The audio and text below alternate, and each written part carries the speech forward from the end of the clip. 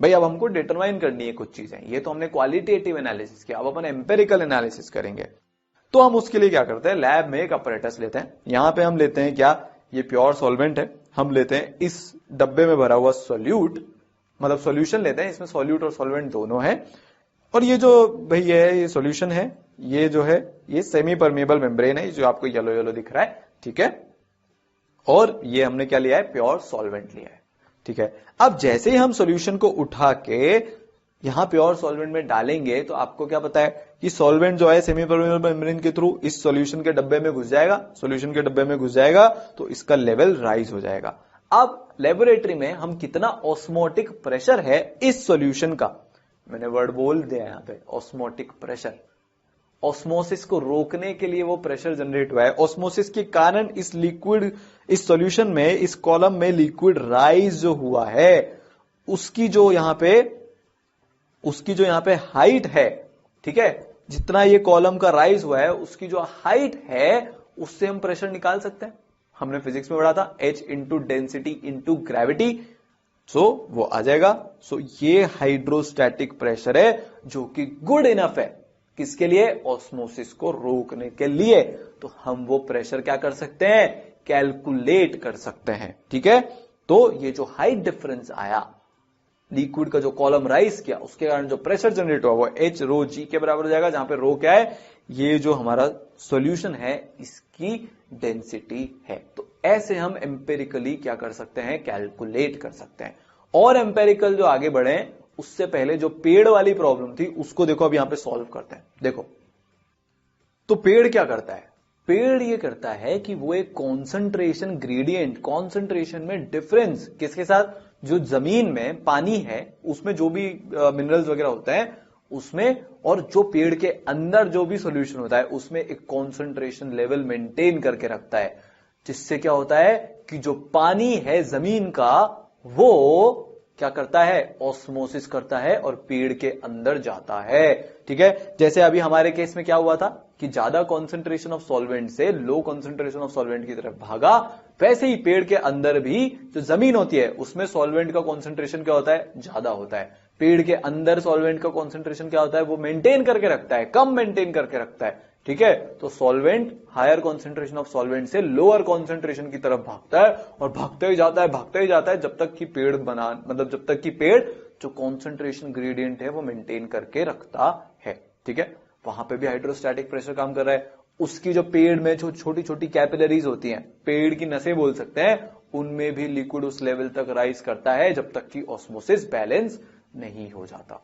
तो ये वैसे बहुत ही वैसे काउंटर इंट्यूटिव चीज है, क्योंकि पेड़ में अगर पानी ऊपर जा रहा है तो आप तो हमेशा ये सोचोगे कि ग्रेविटी तो उसके अगेंस्ट वर्क कर रही है, फिर पानी ऊपर जा कैसे रहा है, तो ऑस्मोसिस की ताकत है उसके पास, इसलिए ऊपर जा रहा है, ठीक है।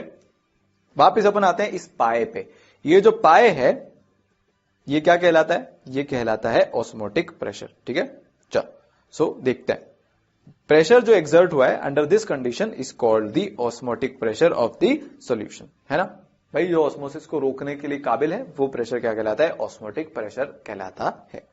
सो ऑस्मोटिक प्रेशर वो हाइड्रोस्टैटिक प्रेशर जो कि डेवलप हुआ है ऑस्मोसिस के कारण is a measure of osmotic pressure of the solution. बहुत सारे डेफिनेशन है, इसको हम ये भी बोल सकते हैं कि वो हाइड्रोस्टैटिक प्रेशर जो बिल्ड हुआ है जिससे जस्ट ऑस्मोसिस रुके, जस्ट एकदम ऑस्मोसिस रुक गया, वो प्रेशर क्या कहलाता है, वो प्रेशर कहलाता है ऑस्मोटिक प्रेशर। तो ऑस्मोटिक प्रेशर को हम लिक्विड के कॉलम की हाइट से क्या कर सकते हैं, मेजर कर सकते हैं। तो जब हम लैब में ऐसा करते हैं सो ऑस्मोटिक प्रेशर हाइड्रोस्टैटिक प्रेशर होता है, ये हमने देखा। लैब में हम क्या करते हैं, H रो G के लिए हम क्या करते हैं कि H जो है लेवल इन द ट्यूब, जिसका क्रॉस सेक्शन है, यूनिट क्रॉस सेक्शन हम लेते हैं ऑस्मोटिक प्रेशर को मेजर करने के लिए। रो डेंसिटी है सोल्यूशन की और G है एक्सेलरेशन ड्यू टू ग्रेविटी। बस आप हाइट आराम से मेजर कर ही सकते हो, डेंसिटी आपको पता ही है, gravity acceleration due to gravity तो हमको ऑलरेडी पता है, इससे पता लग जाता है सब कुछ, ठीक है। अगर अब हम डाइल्यूट सॉल्यूशंस की बात करें तो ऑस्मोटिक प्रेशर सॉल्यूशन के कॉन्सेंट्रेशन से भी रिलेट हो सकता है, पर यह सिर्फ डाइल्यूट सॉल्यूशन के लिए होगा। और इस पे जो काम है ना वो किया था वैंट हॉफ ने। इस पे जो बहुत डिटेल्ड जो हमारी स्टडी की थी इस प्रोसेस पे ऑस्मोसिस के, वो वैंट हॉफ ने की थी, ठीक है, तो उनको बहुत क्रेडिट जाता है। तो उन्होंने क्या बोला कि अगर आपने डाइल्यूट सॉल्यूशन लिया है, जो डाइल्यूट सॉल्यूशन है ना, वो जो आइडियल गैस होता है उसको बहुत लेवल्स पे क्या करता है, मतलब बहुत लेवल्स पे सिमिलर होता है डाइल्यूट सॉल्यूशन और आइडियल गैस। भाई डाइल्यूट सॉल्यूशन है तो वो ऑलमोस्ट एक आइडियल सॉल्वेंट जैसे ही तो बिहेव करता है, तो वो आइडियल सॉल्यूशन की तरह बिहेव कर रहा है, तो वो आइडियल गैस के भी बहुत सिमिलर बिहेव करता है। तो इसीलिए डाइल्यूट सॉल्यूशन के लिए जब हम ऑस्मोटिक प्रेशर नापते हैं तो वो N/V/RT के जैसा आता है। तो ये आपको क्या दिख रहा है, PV is equal to NRT जैसा नहीं दिख रहा, यहां पे बस हमने P को लिख दिया है पाई, V को हम यहां से उठा के नीचे ले गए, तो pi is equal to CRT हो गया। ठीक है, ये इंपॉर्टेंट है कि ऑस्मोटिक प्रेशर जो है वो C concentration of solution into R universal gas constant into temperature के बराबर आता है। तो ये इसका एम्पेरिकल एनालिसिस हुआ। तो आप CRT को क्या लिख सकते हो, आप इसको HDG या HROG, भाई डी डेंसिटी या रो, इसको इसके बराबर भी लिख सकते हो। तो दोनों तरह से कैलकुलेशन हो सकता है। आपको ये दिया हो सकता है हाइट ऑफ द कॉलम, जिसमें कि हमने वो लिक्विड के कॉलम की डेंसिटी आपको दी होगी, ग्रेविटी आपको पता है, ठीक है, आपको टेम्परेचर भी दिया होगा। अब आपसे पूछा होगा कि सॉल्यूशन का कॉन्सेंट्रेशन बताओ, पर यहां पे इसकी एक और एप्लीकेशन निकल सकती है। यहां पे आप N को क्या देख सकते हो, given weight upon molar weight. तो ये जो ऑस्मोसिस है, अभी आपको थोड़ी देर में बताता हूं कि ये भी कुछ एक पर्टिकुलर सेट ऑफ कंपाउंड्स का मॉलिक्यूलर वेट निकालने का सबसे किफायती और कई केसेस में तो एकमात्र तरीका होता है। ठीक है, तो अपन उसी तरफ उसी रास्ते की तरफ आगे बढ़ते हैं। यह आ गया W/MV/RT, यहां से आप कैपिटल M निकाल सकते हो by taking a known mass of solute. ठीक है, सो सवाल यह है osmotic pressure of a solution at 0 degree Celsius 4 atm था। अब ऑस्मोटिक प्रेशर 546 केल्विन पे सिमिलर कंडीशंस में क्या होगा। कुछ नहीं करना आपको, सिंपल है, pi is equal to CRT, given temperature शुरू में 0 डिग्री सेल्सियस तो 273 केल्विन, फिर पाई इज इक्वल टू 4। ठीक है, मतलब इस पे ऑस्मोटिक प्रेशर 4 के बराबर था। तो कॉन्सेंट्रेशन निकाल लो आप। ठीक है, कॉन्सेंट्रेशन आपने निकाली तो 4/R इंटू 273 की आएगी। अब जब आप टेम्परेचर बढ़ा रहे हो तब आप कॉन्सेंट्रेशन तो बढ़ा नहीं रहे, सिर्फ टेम्परेचर ही बढ़ा रहे हो। तो वापस से C की वैल्यू हम डाल देंगे नए टेम्परेचर के लिए, तो हमारा आंसर क्या जाएगा, pi is equal to CRT, C की वैल्यू है ये 4/R इंटू 273, R से R कैंसिल हो जाएगा, इसलिए हमने यहां पे वैल्यू कैलकुलेट नहीं की थी, इंटू 546, तो वो हो गया 8 atm। तो टेम्परेचर हमने बढ़ाया, डबल किया हमने टेम्परेचर इफेक्टिवली, तो बाकी सारी चीजें कांस्टेंट थी, इसलिए क्या हो गया, ऑस्मोटिक प्रेशर भी डबल हो गया। ठीक है, अगला मैं बोल रहा था, हमने ये देखा था अभी कि कुछ एक कंपाउंड जो होते हैं उनके लिए ऑस्मोसिस एकदम मतलब शानदार तरीका होता है कि आप उसका मॉलिक्यूलर वेट डिफाइन कर सको, पता लगा सको। तो बायोमॉलिक्यूल्स और पॉलीमर्स के लिए तो ये रामबाण है। क्यों, क्योंकि जो बायोमॉलिक्यूल्स होते हैं वो हाई टेम्परेचर पे स्टेबल नहीं होते। अब अगर आप उसमें लोअरिंग ऑफ वेपर प्रेशर को थ्रू नापते हो या फिर आप उसमें बॉइलिंग पॉइंट एलिवेशन के थ्रू नापते हो तो आपको टेम्परेचर ज्यादा बढ़ाना पड़ेगा, या फिर आप फ्रीजिंग पॉइंट के उससे नाप रहे हो तो बहुत ही कम करना पड़ेगा। यहां पे बायोमॉलिक्यूल जो है वो स्टेबल नहीं होते। और जब हम लोअरिंग ऑफ वेपर प्रेशर या फिर बॉइलिंग पॉइंट वगैरह के थ्रू नापते हैं तो वहां पे जो चेंजेस होते हैं वो बहुत स्लाइट चेंजेस होते हैं। तो आपका जो एक्सपेरिमेंटल अपैरेटस है वो बहुत ही एक्यूरेट होना चाहिए, एरर फ्री होना चाहिए।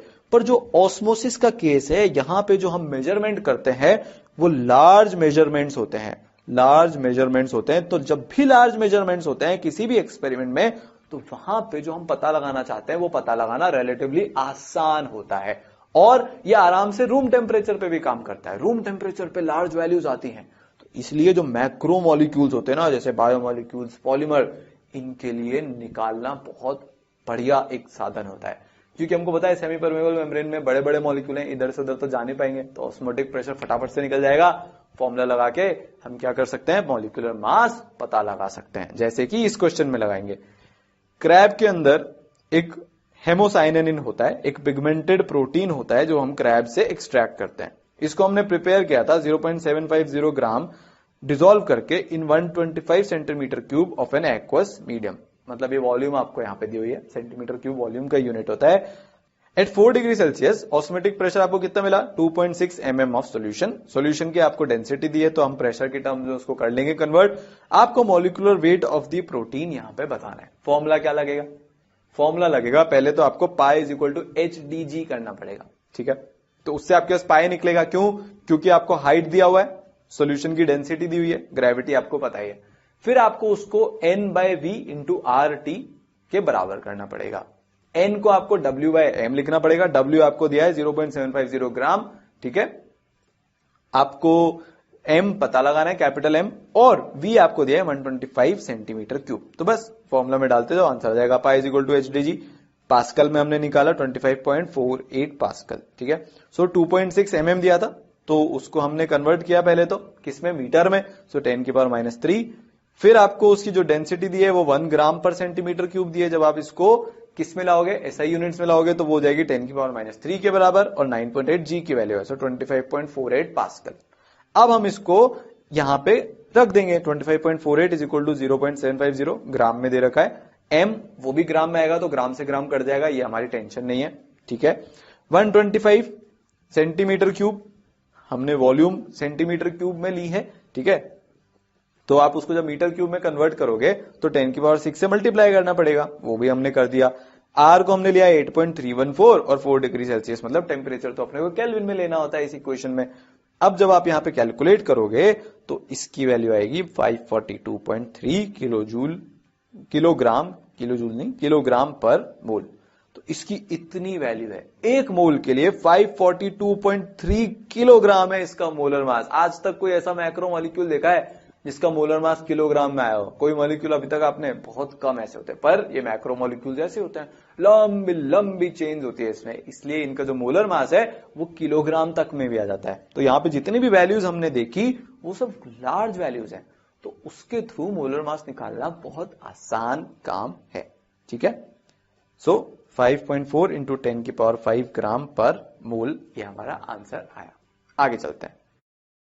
अब बात होती है आइसोटोनिक या आइसोऑस्मोटिक सॉल्यूशन की। इसकी बात हम क्यों कर रहे हैं अभी पता चलेगा। वो सॉल्यूशन जिनका सेम ऑस्मोटिक प्रेशर होता है उसको हम आइसोटोनिक या आइसोऑस्मोटिक सॉल्यूशन बोलते हैं। वो जो हम भुआ के पास गए थे, जब वो इंजेक्शन लगा रही थी, वहां पे जो हमने सवाल पूछा था, वो यहां पे उसका हमको आंसर पता चलेगा, ठीक है।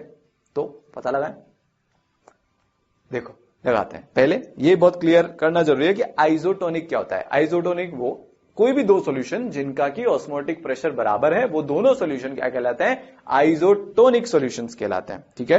π1 इज इक्वल टू π2, मतलब C1RT is equal to C2RT, RT से RT कैंसिल, तो C1 is equal to C2, simple, ठीक है। अब इसका देखते हैं अपन यूज। आइसोटोनिक सॉल्यूशन जो होते हैं, जब हम इसको सेमी परमेबल मेम्ब्रेन से सेपरेट करते हैं तो कोई ऑस्मोसिस उनके बीच में नहीं होता। तो वो जो आपके इंजेक्शंस होते हैं ना, वो किसके साथ आइसोटोनिक होते हैं? वो आइसोटोनिक होते हैं जो हमारे सेल के अंदर सॉल्यूशन होता है उसके साथ। अब अगर वो आइसोटोनिक होते हैं तो सेल की कवरिंग किससे बनी होती है? सेमी परमेबल मेम्ब्रेन से। भाई जो हमारी बॉडी है, जैसे जैसे हम इनसे बारे में, मैं अगर पर्सनली बात करूं तो जैसे जैसे बॉडी के बारे में और जानते जा रहे हैं ना, तो अब रियलाइज हो रहा है कि यार क्या सिस्टम बना के दिया है नेचर ने। मतलब इतना ज्यादा ध्यान रखा है छोटी से छोटी चीजों का कि सेल के बाहर भी सेमी परमेबल मेम्ब्रेन लगा दी। सोचा कि भैया फिर ये अपने बाकी जो खाएंगे पिएंगे उससे ये न्यूट्रिएंट लेंगे कैसे अगर ऑस्मोसिस नहीं होगा तो? अगर मान लो सेमी परमेबल मेम्ब्रेन की जगह सारी परमिट करने वाली मेम्ब्रेन लगा दी तो फिर कुछ भी सेल के अंदर आ जाएगा, वैसे ही मरे, और कुछ भी नहीं आ पाया तो भी मरे। तो इसलिए सेमी परमेबल मेम्ब्रेन की ही जरूरत थी।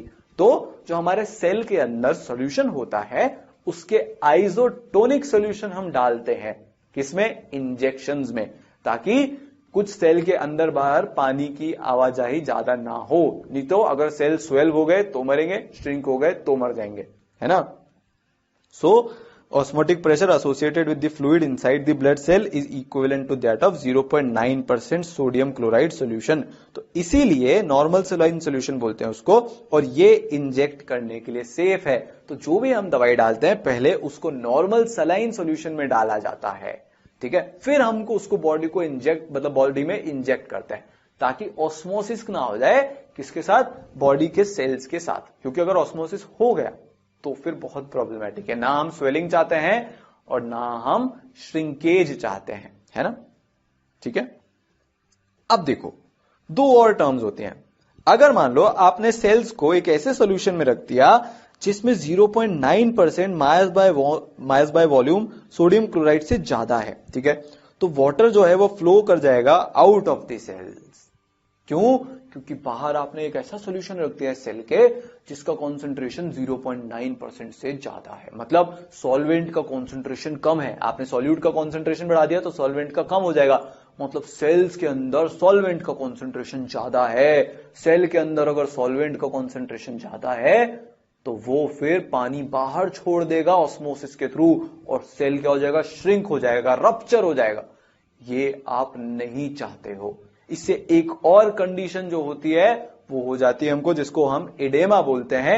वो अभी जब हम इसकी एप्लीकेशन देखेंगे तब भी देखेंगे, पर उससे होता क्या है कि सेल से पानी निकल के बाहर आ जाता है और वो टिश्यूज के बीच में जो जगह होती है वहां भर जाता है, जिससे वो एक कंडीशन हो जाती है जो फेटल भी हो सकती है अगर ज्यादा हो गया। तो जब हम ज्यादा सॉल्टी खाना खा रहे होते हैं तो हमको ध्यान रखना होता है, नमक के इंटेक का हमको ध्यान रखना होता है कि कहीं ब्लड का जो हमारा लेवल है किसका, नमक का, वो सेल के से ज्यादा नहीं हो जाए, जो सेल के अंदर फ्लूइड है उससे ज्यादा नहीं हो जाए, नहीं तो फिर मेडिकल कंडीशन हो जाती है। तो ऐसे सॉल्यूशन क्या कहलाते हैं? हाइपरटोनिक। कैसे? जिनमें सॉल्यूट का कॉन्सेंट्रेशन ज्यादा होता है, जिस सॉल्यूशन से हम उसको कंपेयर कर रहे हैं उससे, ठीक है। हाइपर क्यों? हाइपर का मतलब होता है हायर, ज्यादा। हाइपर इज एक किसी भाषा में is a word for higher, ठीक है। सिमिलरली अगर आप कॉन्सेंट्रेशन आप 0.9 से कम कर देते हो तो वो सॉल्यूशन क्या हो जाते हैं? वो सॉल्यूशन हो जाते हैं हाइपोटोनिक। तो अगर ब्लड मान लो हाइपोटोनिक हो गया तो ब्लड में से जो पानी है वो सेल के अंदर घुस जाएगा, क्योंकि सेल में सॉल्वेंट का कॉन्सेंट्रेशन कम हो जाएगा, ब्लड के अंदर सॉल्वेंट का कॉन्सेंट्रेशन बढ़ जाएगा। तो कहां जाएगा? ब्लड से सेल के अंदर। सो इस केस में water will flow into the cells if placed in this solution, और सेल्स जो है फूल जाएंगे, वो भी आपको नहीं चाहिए। तो इसलिए क्या? सॉल्ट लेवल मेंटेन करके रखना होता है, ठीक है ना। तो अब आपसे पूछा है, एक सॉल्यूशन है 8.6 ग्राम यूरिया उसमें आप डाला 1 लीटर में, ये आइसोटोनिक था 0.5% solution of an organic non volatile solute के साथ। तो अब मॉलिक्यूलर वेट आप निकाल दो उस ऑर्गेनिक सोल्यूट का। तो ये क्वेश्चन आपको सॉल्व करना है। आपको आइसोटोनिक दिया हुआ है, उसको कहीं ना कहीं आपको यूज करना पड़ेगा, जिससे कि आपका क्या निकलेगा? मॉलिक्यूलर वेट निकलेगा उस ऑर्गेनिक सॉल्यूट का। निकालो।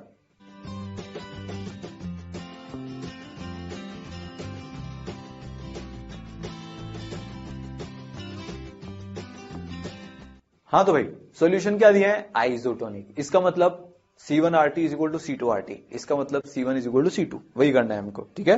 Solutions are isotonic, so π1 is equal to π2, N1/V1RT is equal to N2/V2RT। So RT ये S नहीं है, ये R है, R and T are constant, ये कट जाएगा क्योंकि हमने सेम टेम्परेचर पे किया हुआ है जो भी काम किया हुआ है। तो बचा क्या? N1/V1 is equal to N2/V2। बस अब इसको मॉलिक्यूलर मास के टर्म्स में तोड़ लेते हैं। मॉलिक्यूलर मास के टर्म्स में तोड़ेंगे सो W1/M1 इंटू V1 यूरिया के केस में, W2/M2 into V2 organic compound के केस में। हमको क्या पता है? इस M2 को छोड़ के हमको बाकी सब पता है। तो उस M2 की वैल्यू निकल के आ जाएगी 34.89 ग्राम पर मोल। तो फिर से काम आया ये क्या? मोलर मास निकालने के काम आया, ठीक है। ऑस्मोसिस के बारे में एक खास बात और, कि ये जो ऑस्मोसिस होता है ये कोलिगेटिव प्रॉपर्टी होती है। ये सिर्फ इस पे डिपेंड करता है कि आपने सोल्यूट का कितना अमाउंट डाला है। सोल्यूट के नेचर से इस प्रॉपर्टी को कोई लेना देना नहीं है, इसलिए क्या है? ये एक कोलिगेटिव प्रॉपर्टी है। तो जो ऑस्मोसिस होता है वो क्या होता है? एक कोलिगेटिव प्रॉपर्टी। कुछ और एप्लीकेशन जो अभी तक हमने नहीं देखी है, भाई एडीमा के बारे में तो हमने देख लिया था। वाटर रिटेंशन हो जाता है टिश्यूज के अंदर, तो ये क्रोनिक भी हो सकता है, फेटल भी हो सकता है, ठीक है। कई बार क्या होता है कि इसमें बहुत ज्यादा हम नमक वगैरह खा लेते हैं, तो जो हार्ट है वो जैसे ब्लड को पंप करना चाहिए वैसे नहीं कर पाता वाटर रिटेंशन वगैरह के कारण। तो ज्यादा सॉल्टी खाना नहीं खाना चाहिए, ध्यान रखना चाहिए। दूसरा है preservation of meat by salting and of fruits by adding sugar. अब देखो, मान लो आप मीट लेके आए, ठीक है। अब क्या है, अगर आपको उस पर प्रिजर्वेशन करना हो, थोड़ा उसका ध्यान रखना हो, तो उस पर नमक छिड़क के रखिएगा। ऐसा क्यों? क्योंकि देखो मीट पे आके बैक्टीरिया बैठेंगे, बैक्टीरिया के अंदर कुछ नमक का कॉन्सेंट्रेशन होता है, ठीक है। अब अगर मीट पे नमक का कॉन्सेंट्रेशन ज्यादा हुआ तो बैक्टीरिया बेचारे के साथ क्या होगा? भाई बैक्टीरिया बीमारी करते हैं तो बेचारे तो नहीं है, पर बैक्टीरिया के साथ क्या होगा? बैक्टीरिया के साथ ये होगा कि उनके अंदर तो सॉल्वेंट का कॉन्सेंट्रेशन ज्यादा हो गया, क्योंकि बाहर तो नमक का बहुत ज्यादा कॉन्सेंट्रेशन है, उनके अंदर तो जो भी नॉर्मल है वही होता है, तो सॉल्वेंट का कॉन्सेंट्रेशन क्या हो गया, उनके अंदर ज्यादा हो गया, बाहर कम हो गया। तो अब पानी कहां से कहां जाएगा, अब पानी जाएगा बैक्टीरिया के अंदर से बाहर, तो बैक्टीरिया श्रिंक हो जाएगा, रप्चर हो जाएगा, निमट जाएगी उसकी फाइल, मर जाएगा। ठीक है। सिमिलरली आप फ्रूट पे जो है शुगर कोटिंग करके रख दो, उससे क्या होता है, उससे ये होता है कि बैक्टीरिया के अंदर शुगर का भी तो कॉन्सेंट्रेशन होता है उसके फ्लूइड्स में, तो वापस से वही काम हुआ, बाहर तो शुगर का कॉन्सेंट्रेशन बहुत ज्यादा हो गया, उसके अंदर शुगर का कॉन्सेंट्रेशन कम हो गया। मतलब सॉल्वेंट के साथ क्या होगा, उसके अंदर तो सॉल्वेंट का कॉन्सेंट्रेशन ज्यादा, बाहर सॉल्वेंट का कॉन्सेंट्रेशन कम, तो उसके अंदर से फिर से क्या होगा, सॉल्वेंट जो है वो बाहर आ जाएगा और वो रप्चर हो जाएगा, वो मर जाएगा। ठीक है ना। बस तो ऐसे प्रिजर्वेशन होता है। अगर आपने कभी सोचा हो कि भाई नमक क्यों छिड़कते हैं या इसको कैंडी क्यों बना रहे हैं, मतलब शुगर कोट क्यों कर रहे हैं। ठीक है ना। अब एक बहुत इंटरेस्टिंग सिचुएशन है, वो इंटरेस्टिंग सिचुएशन क्या है, वो इंटरेस्टिंग सिचुएशन है ये, भाई अभी क्या हुआ, ये लिक्विड थोड़ा सा ऊपर है, तो अभी नॉर्मल मतलब यहां पे ऑस्मोसिस रुका हुआ है। ठीक है ना, क्योंकि ऑस्मोटिक प्रेशर जितना यहां पे हमने अचीव कर लिया है। पर अब आप एक सिचुएशन ये सोचो, सॉल्यूशन है, सॉल्वेंट है, अब ये एसपीएम है और यहां पे पीएटीएम प्लस पाई का प्रेशर लग रहा है। अब अगर मैंने यहां पे एक वेट और रख दिया तो प्रेशर जो है वो पीएटीएम प्लस पाई प्लस समथिंग हो जाएगा। अब क्या होगा, जब तक पीएटीएम प्लस पाई रख रहा था तो ग्रेविटी ने इतना फोर्स लगा दिया था कि इधर वाला ये जो मोशन है, इसको हम अलग कलर से बना लेते हैं, कि ये वाला जो मोशन है ये रिस्ट्रिक्ट हो गया था। रेस्ट्रिक्ट नहीं होता, मतलब इधर वाला मोशन और इधर वाले मोशन की जो रेट है, इसको रेस्ट्रिक्ट लिखना गलत है, restrict is a wrong word. So rate equal हो गई थी किस पे, पीएटीएम प्लस पाई पे। क्या था, ये वाली रेट और ये वाली रेट इक्वल हो गई थी। ठीक है। अब आपने क्या किया साहब, आपने जो है प्रेशर यहां पे पीएटीएम प्लस पाई प्लस समथिंग कर दिया, मतलब प्रेशर जो है वो ग्रेटर हो गया पीएटीएम प्लस पाई से। किस तरफ, सोल्यूशन की तरफ। तो अब इसका मतलब ये हो गया कि ग्रेविटी जो है वो दादागिरी करने लग जाएगी। ग्रेविटी नहीं, आपने एक्सटर्नल प्रेशर जो लगाया, जो एक्सटर्नल प्रेशर हमने लगाया है वो क्या करेगा, वो इस तरफ वाली रेट को इंक्रीज कर देगा और ये वाली रेट तो अभी भी उतनी ही है। इस तरफ वाली रेट इंक्रीज क्यों हुई, क्योंकि आपने यहां पे पी सॉल्यूशन लगा दिया जो कि किससे ज्यादा है। देखो हम प्रेशर बढ़ाते बढ़ाते जाएंगे, वैसे वैसे इस डायरेक्शन की रेट इंक्रीज होती जाएगी। चलो इसको नीचे वाले को हम अलग कलर से बना लेते हैं ताकि हमको ज्यादा बेटर समझ में आए। Let's start. सो जब पीएटीएम प्लस पाई प्रेशर था तब रेट मान लो इस डायरेक्शन से इस डायरेक्शन में इतनी थी। ठीक है। तो उल्टे डायरेक्शन की रेट को हम इस कलर से बना लेते हैं। तो जो दोनों रेट्स हैं वो इक्वल एंड अपोजिट है, तो यहां पे अभी कुछ भी नेट आदान प्रदान नहीं हो रहा। अब आपने क्या किया, अब आपने ये किया कि प्रेशर को बढ़ा दिया, प्रेशर को बढ़ा के कर दिया पी सॉल्यूशन। ठीक है। ये किससे ज्यादा है, ये पीएटीएम प्लस पाई से ज्यादा है, तो ये क्या होगा, ये रेट बढ़ जाएगी। उधर से तो रेट में कोई चेंज आया ही नहीं, क्योंकि अभी भी जो सॉल्वेंट और सॉल्यूशन के बीच में कॉन्सेंट्रेशन डिफरेंस है वो तो उतना ही है। तो यहां पे क्या होगा कि जो नीचे वाली रेट है वो तो आज दिन भी उतनी ही है।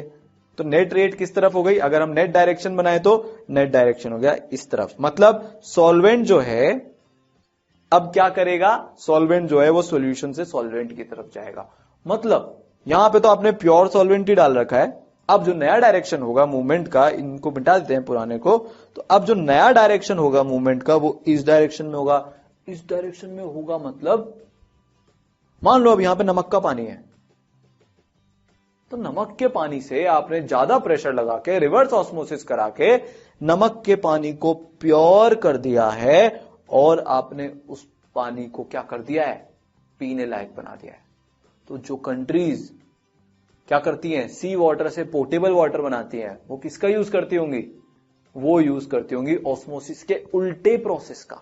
ये क्या हो रहा है, ऑस्मोसिस से एकदम उल्टा हो रहा है, रिवर्स हो गया यहां पे सीन। तो ये कौन सा प्रोसेस हो गया, जब आपने ऑस्मोटिक प्रेशर से ज्यादा प्रेशर लगा दिया सॉल्यूशन साइड में, तो ये प्रोसेस हो गया रिवर्स ऑस्मोसिस का। तो क्या होता है, सी वाटर को जब हम प्योर करते हैं पीने के लिए तो होता है। अब मान लो इसी वाटर में बहुत सारे कुछ बैक्टीरिया कीड़े वगैरह हैं, ठीक है, अब हम चाहते हैं कि हम इस वाटर को प्योर करें। जो हमारे घर पे आरओ करता है, आरओ मशीन क्या होती है? रिवर्स ऑस्मोसिस मशीन होती है, ठीक है ना। तो आरओ क्या करता है? सारा प्योर वाटर आपको अलग से बाहर निकाल के दे देता है रिवर्स ऑस्मोसिस के थ्रू। तो जो वाटर में गंदगी थी, अब वो गंदगी हो गई साफ, आपको मिल गया प्योर वाटर। तो यही रिवर्स ऑस्मोसिस होता है, ठीक है। यहां पे तो पीएटीएम ही लग रहा है, ठीक है ना। सो रिवर्स ऑस्मोसिस, अगर एक्सटर्नल प्रेशर आपने ग्रेटर कर दिया ऑस्मोटिक प्रेशर से, तो फ्लो ऑफ सॉल्वेंट मॉलिक्यूल्स है उसको हम क्या कर सकते हैं? सॉल्यूशन से सॉल्वेंट की तरफ कर सकते हैं, I in the reverse direction of ordinary osmosis. तो इससे जो है हमारा पानी साफ हो जाता है। क्लीन वाटर था इस तरफ था, मान लो अगर आपका जो सॉल्यूशन है, तो सॉल्यूशन की तरफ से सॉल्वेंट की तरफ वह मस्त चालू है जाना सॉल्वेंट पार्टिकल्स का, तो इधर सॉल्वेंट प्योर होता जाएगा। इस तरह से प्योरिफिकेशन करते हैं किसका? पानी का। और बहुत सारी कंट्रीज में जहां पे भाई नॉर्मल फ्रेश वाटर की कमी है, वो लोग क्या करते हैं कि वो सी वाटर का डीसैलिनेशन कर लेते हैं, फ्रेश ड्रिंकिंग वाटर वहां से निकालते हैं। भाई अब हम जिस रेट से पॉल्यूशन फैला रहे हैं, नदियों को गंदा कर रहे हैं, तो अब नदी का पानी पीना तो सेफ रहेगा नहीं थोड़े टाइम में।